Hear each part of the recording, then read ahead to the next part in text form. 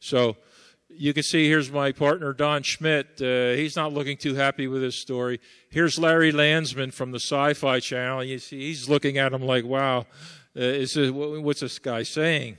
And here is Trowbridge's son, who I believe is the one who is pushing this story. So I just bring this up. You know, we don't believe, you know, you have to pass a credibility test. This one did not pass the credibility test. But he did, he is in the yearbook, I will say that. He is in the yearbook. He did work for Jesse Marcel, but his story is not correct.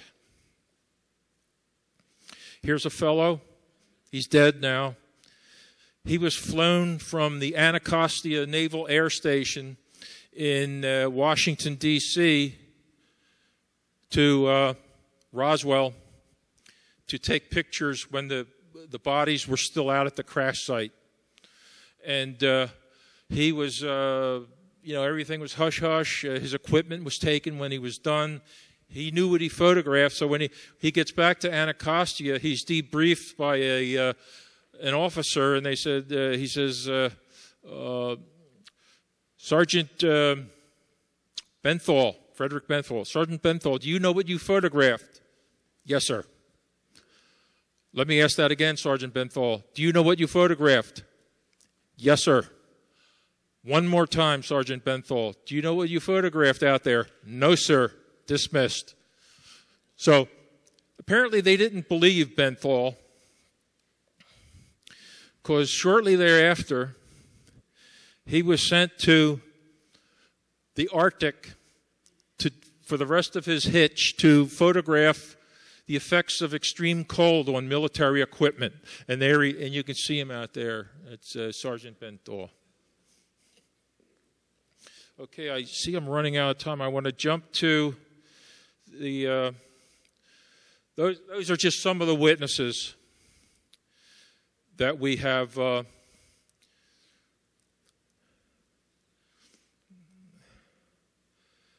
mean, we haven't even scratched the surface of our witness pool. And you can see I never would have got through this. Okay, in looking for physical evidence, in 2002, we instituted, with the help of the Sci-Fi Channel, an archaeological dig out at the debris field site, the Brazel debris field site. And you can see Don Schmitt on the left, Bill Dolman, Dr. Bill Dolman next to Don, Larry Landsman from the Sci-Fi Channel, and myself. And you can see some of the diggers here. And we use regular archaeological techniques. And our favorite piece of equipment, of course, is the backhoe. And we also did ground-penetrating radar. We did the works.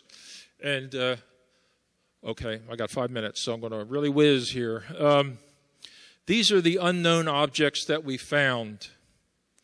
And I was telling someone a few minutes ago, when you contract with somebody, never pay up front in full. Pay half now and half when the job is done. And these are the artifacts that were found. I believe this is a piece of a trash bag. This looks like a piece of a PC, some sort of pipe.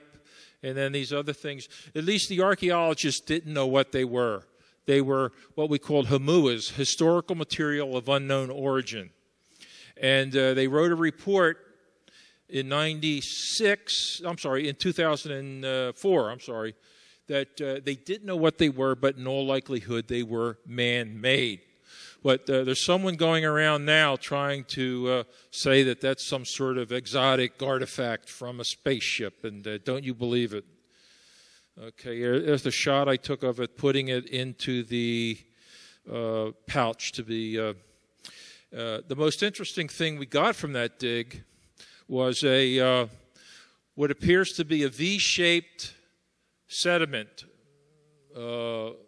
from wind-blown deposits that suggest an impact with something on the ground that left this V-shaped gouge.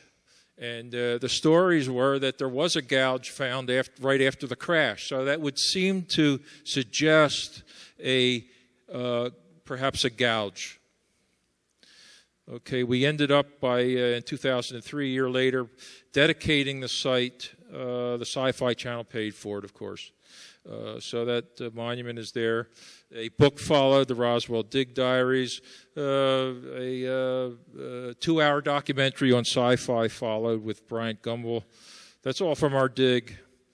And I want to show you these real fast. This is junk. That's junk. I don't know what that is. Something somebody sent to me. I believe this is a Burmese soup ladle that somebody sent to me. Okay. This is nitinol, which is back-engineered memory metal. We now have. It's a whole story that goes with that. This, I believe, is a piece of the craft. It's somebody that worked on the nitinol. They used this as the template, and he sent it to me. He kept it all these years. I believe it's a piece of the ship. Okay. We have some photos that a fellow passed away. We tried 10 years to get these. He passed away, and his daughter sent them, at least photocopies of them, to us. And very disappointing to look at. But I played around with the Photoshop, and you can see on the ground, the story from her daughter was that he was at the crash site and involved in the cleanup, but he took pictures somehow. And you can see these little specks here, which are suggestions of pieces of the metal on not the main part of the crash site, but maybe a little farther out. Here's the Capitan Mountains in the background. I recognize those from being there many times. So the location is correct, and it's suggestive of pieces of metal. Now, what we need to do is actually go visit this person who has the photos to clean them up and get better pictures of. And here you can see, never take a photo of a photo with a flash. Never do that. And that's what he did here. And you can't get any detail out of it. But it's something that he took a photo of out in the middle of nowhere. And why did he take this? And the story from his daughter is that he was involved in the recovery. This is either a 41 Chevy or a 41 Buick with something in the back that to me looks almost like that elliptical, that oval shaped thing. Now the low boy is not. I don't understand that. So we have a lot of work to do on this.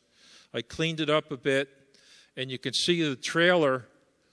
It's not the 16 by lowboy that you think the military would use, and it's a street. It looks like a street in Roswell. It makes no sense why it would be on the street. But why did he take this picture? So right now we have more questions, but it's a start. And apparently he had a large scrapbook of this stuff. So we're going to head out there. Thank you for making Witness to Roswell the #1 selling UFO book for the last 2 years in the world.